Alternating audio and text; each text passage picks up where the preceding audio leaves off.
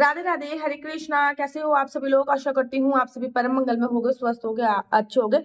सबसे पहले आपको संकट चतुर्थी की बहुत बहुत शुभकामनाएं। देखिए, हर तिथि के अपने अपने कोई ना कोई स्वामी होते हैं। जैसे कि अगर मैं एकादशी की बात करूं तो एकादशी का व्रत बेसिकली भगवान विष्णु को डेडिकेट होता है। अगर मैं प्रदोष की बात करूं तो प्रदोष का जो व्रत होता है वो भगवान शिव को डेडिकेट होता है।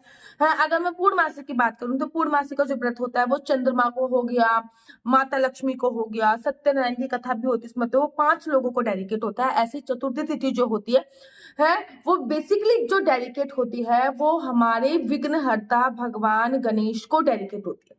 महीने में 2 चतुर्थी आती है, लेकिन अगर मैं बात करूं कि वैसे तो देखो 2 चतुर्थी का व्रत उन लोगों को जरूर रखना चाहिए जिनको संतान की प्राप्ति नहीं हो रही। बेसिकली इस चतुर्थी का व्रत संतान की प्राप्ति के लिए, संतान की तरक्की के लिए किया जाता है।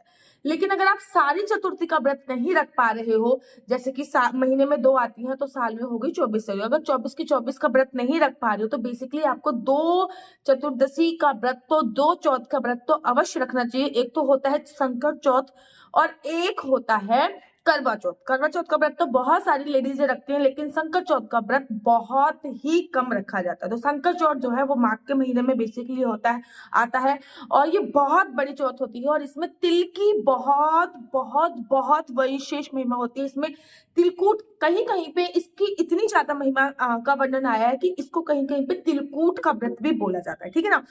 तो पहले मैं आपको बता दूं कि संकट चौथ कब है। संकट चौथ का जो व्रत रखा जा रहा है वो देखो, संकट चौथ का जो प्रारंभ हो रहा है ना वो 17 तारीख को सुबह सुबह 4 बजे से हो रहा है। 18 तारीख को 7-8 बजे के आसपास सुबह सुबह विश्राम हो रहा है। तो सुबह सुबह सूर्योदय के साथ हमें संकट चौथ मिल रही है, जो कि पूरे दिन इसका व्रत रहने वाला है। तो आपको, अगर आप व्रत रखते हो तो संकट चौथ का जो व्रत रखा जाएगा वो रखा जाएगा बेसिकली इस 17 तारीख को। लेकिन अगर आप व्रत भी नहीं रखते तब भी आपको इसकी कथा अवश्य सुननी चाहिए। अगर आप व्रत भी नहीं रखते तब भी आपको इस दिन भगवान गणेश की पूजा अवश्य करनी चाहिए। अगर आप व्रत भी नहीं रखते तब भी आपको इस दिन तिलकुट अवश्य बनाना चाहिए। तिलकुट बनाने का बहुत सिंपल सा तरीका है, बहुत सिंपल सा तरीका मैं बताती हूँ। देखो, तिल जैसे चटकते हैं ना, वैसे ही आपके बच्चे की जो परेशानियां हैं वो चटक जाती है। ठीक है ना। तो इस दिन तिल को चटकाने की बहुत विशेष महिमा होती है। कुछ लोग ना पहले से तिल को चटका लेते हैं, लेकिन इसी दिन तिल को चटकाया जाता है। देखो, तिल को कैसे चटकाया जाता है। एक आपको कढ़ाई लेनी होती है, कढ़ाई में आपको सफेद रंग के तिल डालने होते हैं। ठीक है ना। क्योंकि इन तिलों का उपयोग हमको खाने के लिए करना है, इसलिए सफेद रंग के तिल। याद रखो, जब भी आप हवन के लिए तिल का उपयोग करते हो तो काले रंग के तिल का उपयोग किया जाता है। स्नान के लिए तिल का उपयोग करते हो तो काले रंग के तिल का उपयोग किया जाता है। लेकिन जब भी खाने के लिए तिल का उपयोग किया जाता है तो वो सफेद रंग के तिल का उपयोग किया जाता है। कढ़ाई लेनी है, उसको हल्का सा गर्म करना है, उसमें तेल वगैरह कुछ भी नहीं डालना, उसमें ऐसे ही तिल डाल देने हैं। जब आप तिल डालोगे ना और थोड़ा सा उसको चलाओगे ना तो तिल चटकेंगे, चट चट की आवाज आती है। ठीक है ना। थोड़ी सी मॉइस्चर जो होता है उसका खत्म हो जाता है। तो तिल जैसे चटकते हैं वैसे ही वो हमारे बच्चे के ऊपर आ रही परेशानियों को खत्म करते हैं। तिल जैसे चटकते हैं वैसे ही हमारे बच्चे की सारी परेशानियां चटक चटक के खराब खत्म हो जाती हैं और उनके सारे ग्रह नक्षत्र बहुत अनुकूल होते हैं। पहले की जो माताएं बहनें थी ना, बड़ी सियानी थी, किसी ज्योतिष वगैरह के पास नहीं जाती थी क्योंकि उनको सारी चीजों की नॉलेज थी। आज के दिन अगर वेडनेसडे का व्रत रखा जाए तो लोग कहते हैं गणेश भगवान से संबंधित, लेकिन सही मायने से चौथ का व्रत गणेश भगवान को समर्पित है। लोग थर्सडे का व्रत रखते हैं, कहते हैं विष्णु भगवान से संबंधित है, लेकिन सही मायने से विष्णु भगवान से जो संबंधित व्रत है वो एकादशी का व्रत है। लोग मंडे का व्रत रखते हैं कि भगवान शिव से संबंधित है, लेकिन सही मायने में प्रदोष का व्रत जो है वो भगवान शिव से संबंधित है। ऐसे बहुत सारे व्रत होते हैं। तो तिल जरूर चटकाने चाहिए, चाहे आप व्रत रखो चाहे ना रखो, इस दिन तिल जरूर चटकाओ। तिल चटकाने के चाहे तो अमाम दस्ते से उसको कूट लो।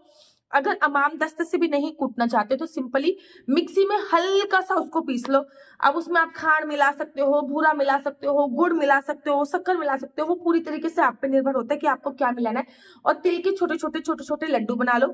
वो लड्डू खा के आपको व्रत का इस दिन पारण करना होता है। वो तिल जो होता है ना, देखो तिल जो होता है वो अन्न में नहीं आता।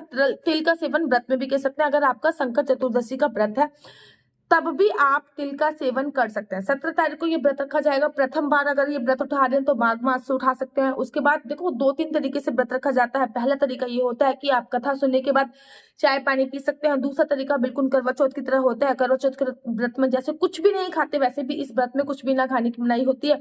इस व्रत में या तो फिर आप जैसे फर्स्ट टाइम आपने व्रत उठा लिया वैसे ही व्रत रखा जाता है। अगर आपने फर्स्ट टाइम पे चाय पानी पी लिए तो आराम से आप चाय पानी पी सकते हैं। इस व्रत में कथा सुननी बहुत, इस व्रत में क्या, हर व्रत में कथा सुननी बहुत बहुत ज्यादा जरूरी होती है। तो आप दोपहर के समय कथा श्रवण अवश्य कीजिए।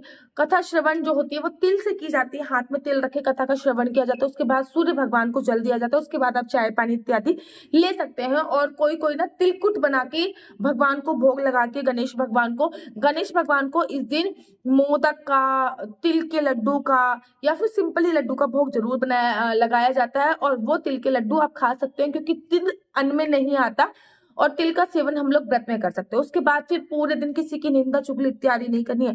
शाम को चंद्र उदय होने का, जैसे ही चंद्र उदय हो, चंद्र भगवान को आपको अर्घ जरूर देना है। जैसे कि करवा चौथ पे चंद्रमा को अर्घ देके हम व्रत का पारण करते हैं, ठीक उसी प्रकार से इस व्रत में भी हम चांद को अर्घ देते हैं, उसके बाद ही व्रत का पारण करते हैं। इस व्रत में ना पूरी सब्जी ऐसा खाना बनता है, तवा नहीं चढ़ता, रोटी नहीं बनाती। लेकिन अगर आपने इसका व्रत रखा तो आपको पूरी हो गई, खीर हो गई, तिल से बनी कोई भी चीज हो गई वो खा सकते हैं। सब्जी का भी सेवन कर सकते हैं, प्रॉपर खाना खा सकते हैं। लेकिन मेक श्योर जो सब्जी हो रही है ना तो वो बिना लहसुन प्याज की हो, इस बात का ध्यान रखना। तो संकट चौथ जो है, जिसको संकट चतुर्दशी भी बोलते हैं, तो वो 17 तारीख को मनाई जा रही है। आप लोग 17 तारीख को बड़ी धूमधाम से इसका व्रत अवश्य रखिए। अगर व्रत नहीं रख पा रहे तब भी तिल जरूर चटकाए, बच्चों की तिल से नजर जरूर उतारे। अब तिल से नजर कैसे उतारनी है वो आप मुझे कमेंट्स कर सकते हैं, तो मैं इस पर एक छोटी सी वीडियो बना दूंगी कि तिल से नजर कैसे उतारी जाती है। आप लोगों के लिए बहुत हेल्पफुल होगी।